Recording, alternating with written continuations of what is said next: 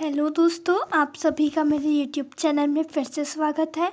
और आज मैं आप सभी को देवउठनी एकादशी की व्रत कथा सुनाऊंगी, जो 14 नवंबर 15 नवंबर दोनों ही दिन है, पर हमें व्रत 15 नवंबर को रखना है।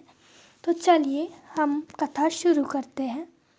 भगवान श्री कृष्ण ने कहा, हे अर्जुन, मैं तुम्हें मुक्ति देने वाली कार्तिक मास के शुक्ल पक्ष की प्रबोधिनी एकादशी के संबंध में नारद और ब्रह्मा जी के बीच हुए वार्तालाप को सुनाता हूँ। एक बार नारद जी ने ब्रह्मा जी से पूछा, हे पिता, प्रबोधिनी एकादशी के व्रत का क्या फल होता है? आप कृपा करके मुझे यह विस्तार पूर्वक बताएं। ब्रह्मा जी बोले, हे पुत्र, जिस वस्तु का त्रिलोक में मिलना दुष्कर है, वह वस्तु भी कार्तिक मास के शुक्ल पक्ष की प्रबोधिनी एकादशी के व्रत से मिल जाती है।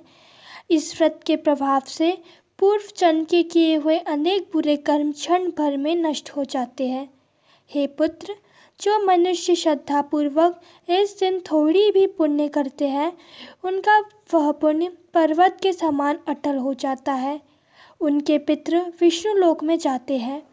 ब्रह्म हत्या आदि महान पापों भी प्रबोधिनी एकादशी के दिन रात्रि को जागरण करने से नष्ट हो जाते हैं। हे नारद, मनुष्य को भगवान की प्रसन्नता के लिए कार्तिक मास की इस एकादशी का व्रत अवश्य करना चाहिए। जो मनुष्य इस एकादशी व्रत को करता है, वह धनवान, योगी, तपस्वी तथा इंद्रियों को जीतने वाला होता है, क्योंकि एकादशी भगवान विष्णु को अत्यंत प्रिय है। इस एकादशी के दिन जो मनुष्य भगवान की प्राप्ति के लिए दान, तप, होम, यज्ञ आदि करते हैं, उन्हें अक्षय पुण्य मिलता है। इसलिए हे नारद, तुमको भी विधि पूर्वक विष्णु भगवान की पूजा करनी चाहिए। इस एकादशी के दिन मनुष्य को ब्रह्म मुहूर्त में उठकर व्रत का संकल्प लेना चाहिए और पूजा करनी चाहिए।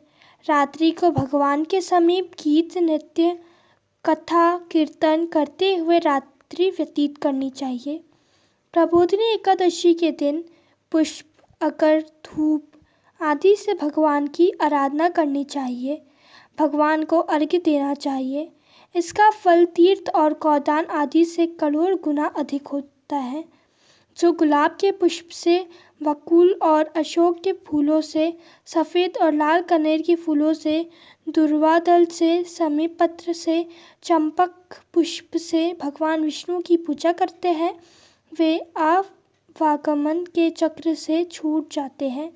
इस प्रकार रात्रि में भगवान की पूजा करके प्रातःकाल स्नान के पश्चात भगवान की प्रार्थना करते हुए गुरु की पूजा करनी चाहिए और सदाचारी व पवित्र ब्राह्मणों को दक्षिणा देकर अपने व्रत को छोड़ना चाहिए। जो मनुष्य चातुर्मास्य व्रत में किसी वस्तु को त्याग देते हैं, उन्हें इस दिन से पुनः ग्रहण करनी चाहिए।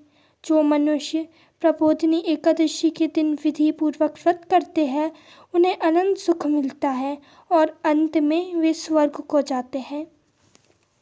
तो ये थी एकादशी व्रत कथा। अगर आपको वीडियो पसंद आए तो इसे लाइक, सब्सक्राइब एंड शेयर करना ना भूलें।